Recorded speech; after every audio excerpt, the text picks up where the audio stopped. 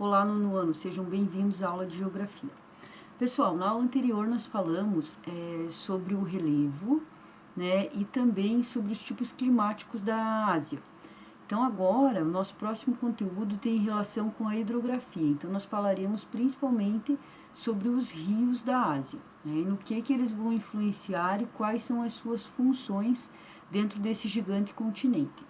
Então, quando nós falamos de rios da Ásia, né, nós estamos falando principalmente do início de todas as civilizações que ocorreram com base, né, nas proximidades desses rios. Então, nós sabemos que as primeiras cidades, elas surgiram na Mesopotâmia, no Oriente Médio, né, e justamente entre os dois rios, né, um deles o rio Tigre e o outro o rio Eufrates.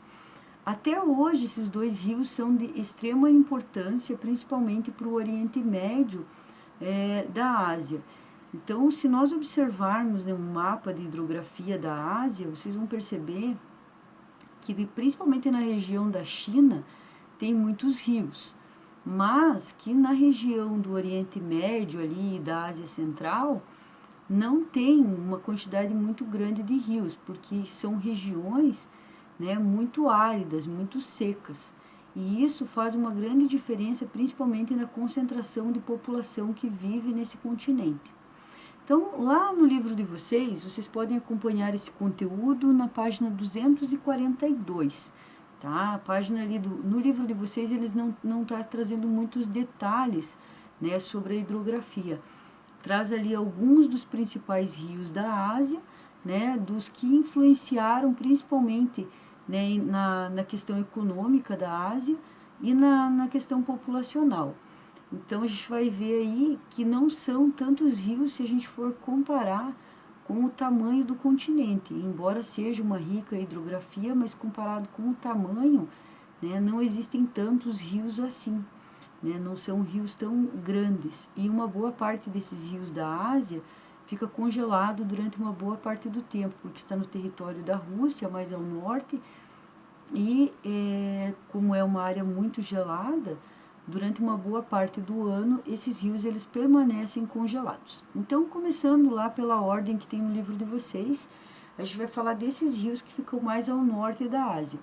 Então, o rio Obi, também o rio Lenessei e o rio Lena. Esses rios são 3 rios que durante uma boa parte do ano eles ficam congelados. Eu vou aproximar aqui do mapa para vocês verem, né, mais ou menos a localização deles. Então aqui a gente tem o rio Obi, né, aqui a gente tem o Lenessei e aqui nós temos, né, também o terceiro rio, que é o rio Lena. Esses rios, eles ficam numa região que é bastante fria. Então, na maior parte do tempo eles estão congelados e durante o período de primavera e de verão, eles descongelam, né? E são utilizados aí tanto para o transporte e em algumas regiões aqui mais ao sul são utilizados para a agricultura, ok? Os próximos rios que nós vamos falar são o rio Indo e o rio Ganges. O Ganges, como vocês já sabem, né, fica aqui na Índia, ele é considerado um rio sagrado. Durante uma boa parte do ano, né, as pessoas vão até o rio justamente para buscar, né, a água sagrada lá do rio Ganges, tomam um banho, mas atualmente ele é um rio que é considerado muito poluído. Inclusive tem uma atividade ali no livro de vocês que faz uma comparação do rio Tietê, em São Paulo, com o rio Ganges, que fica aqui na Índia. Também o rio Indo, que fica mais ou menos aqui, né? Pega uma parte do Paquistão e uma partezinha aqui da Índia. Esse rio é um rio que também está numa planície, assim como o rio Ganges. É um rio que tem uma função muito importante na agricultura, principalmente por conta das cheias, né, que permitem com que as terras fiquem férteis, né, durante um período. Depois a gente tem ali os outros rios que são muito importantes aqui na China, que é o rio Amarelo e o rio Azul, também chamado de Yangtze-Kiang, que é o rio amarelo. Ele é o mais extenso rio da Ásia e é nesse rio que nós temos a maior usina hidrelétrica do planeta Terra, que é a usina de Três Gargantas. O rio Hangzhou, que é o rio Azul, é esse daqui, ó, aqui, né, tá mais ao norte, ele também é bem extenso, e também atravessa toda essa planície aqui da China, né? A maior concentração populacional da China está justamente nas proximidades desses dois rios. Depois a gente tem também o rio Mekong na China, que é esse rio aqui, ó. Ele nasce aqui na China, próximo ao Planalto do Tibete, e vai descendo na direção sul aqui, chegando, né, até o extremo aqui, ó, do Vietnã. Então é um rio que vai desaguar ali no Mar do Sul da China, né? Também é muito importante ali, principalmente para a cultura, né, do plantio de arroz ali daquela região. Então ele corta toda a China ali, né, toda essa região aqui da China, né, e vem parar até aqui no extremo sul do Vietnã.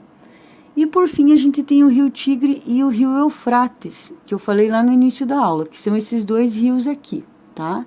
O rio Tigre e o rio Eufrates, se vocês observarem, eles são peças únicas aqui nessa região. A gente não tem uma quantidade muito grande de rios, né, que cortem essa região aqui, ó. Então os rios são esses cursos azuisinhos que vocês veem aqui, tá?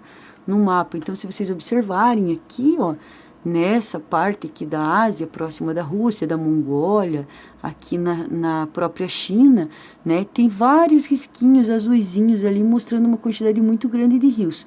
Mas quando a gente segue para cá, essa região da Ásia Central e também aqui no Oriente Médio, né, não existem rios. Então são regiões muito áridas. Daí a importância do rio Tigre e do rio Eufrates. Esses rios, eles são os principais rios do Oriente Médio, principalmente por conta da dependência da agricultura e por se tratar, né, de dois rios que estão numa região muito árida, né, muito seca. Pessoal, o próximo conteúdo que nós vamos falar tem a ver com a população, né? Esse vídeo dessa aula é um pouquinho mais curto, porque a hidrografia da Ásia, ela é, né, embora tenha muitos relatos históricos, tenha muito a ver com toda a concentração populacional e agricultura, mas o importante é que vocês saibam mais ou menos as principais características aí que eu passei nessa aula. Não vou me alongar muito, né, para que vocês façam atividade. Essas informações que eu passei para vocês já são bem importantes. Então, eu gostaria que lá no livro de vocês fizessem algumas atividades que eu vou deixar descrito lá no sistema da escola. Caso vocês tenham alguma dúvida, também podem colocar lá, tá? E continuem se cuidando, mantenham os cuidados com o álcool gel, permaneçam em casa. Nós ainda não temos uma data de retorno para as nossas aulas, portanto, continuamos, né, com as aulas remotas como nós estamos fazendo. Mas eu estou sempre de olho lá no sistema da escola, então vocês podem colocar todas as dúvidas de vocês lá, tá bom? Um forte abraço, fiquem com Deus, até a próxima aula.